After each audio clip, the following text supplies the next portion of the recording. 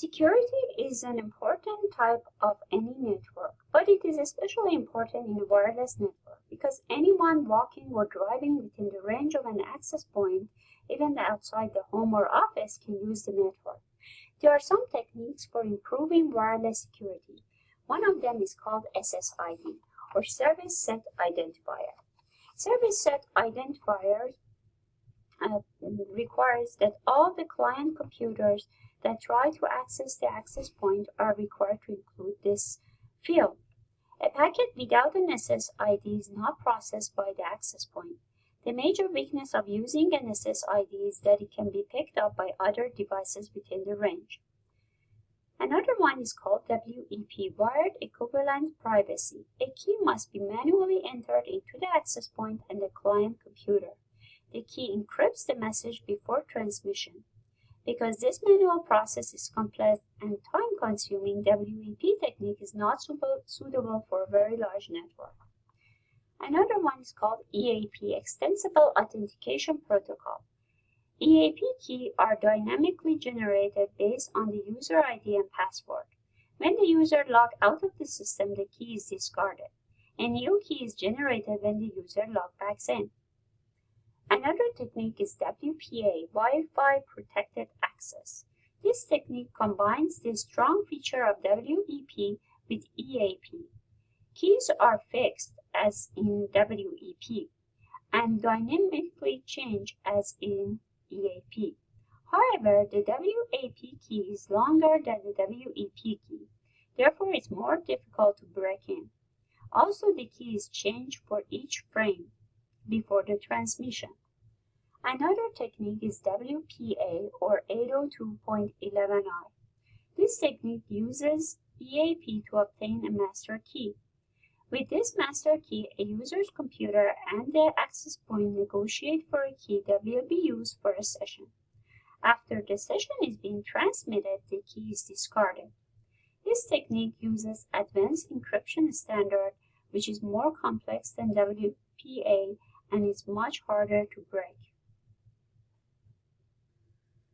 Now let's talk about conversion of voice, video, and data. In data communication, convergence refers to integrating voice, video, and data so that multimedia information can be used for decision making.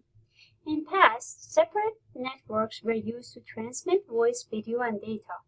But as the demand for integrated services and technological innovation and changes in the market structure has increased, this technology has been developed to meet the demand.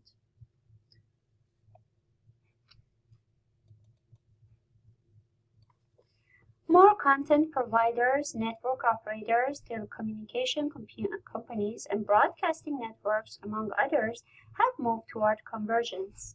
Even smaller companies are now taking advantage of this fast-growing technology by offering multimedia product demonstration and using the internet for multimedia presentation and collaboration. Common applications of convergence include e-commerce, availability of more entertainment options, increased availability and affordability of video and computer conferencing, as well as consumer product and services such as virtual classrooms, telecommuting, and virtual reality.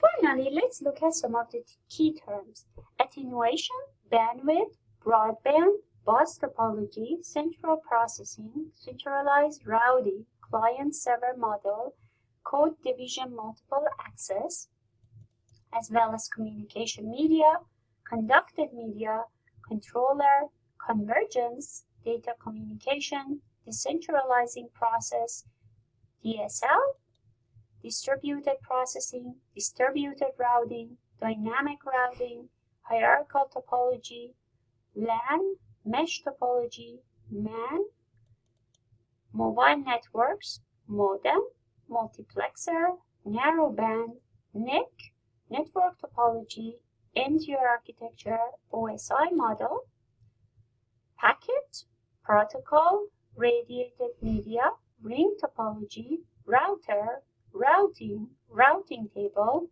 as well as star topology, static router, throughput, time division multiple access point, transmission control protocol, two-tier architecture, and WAN.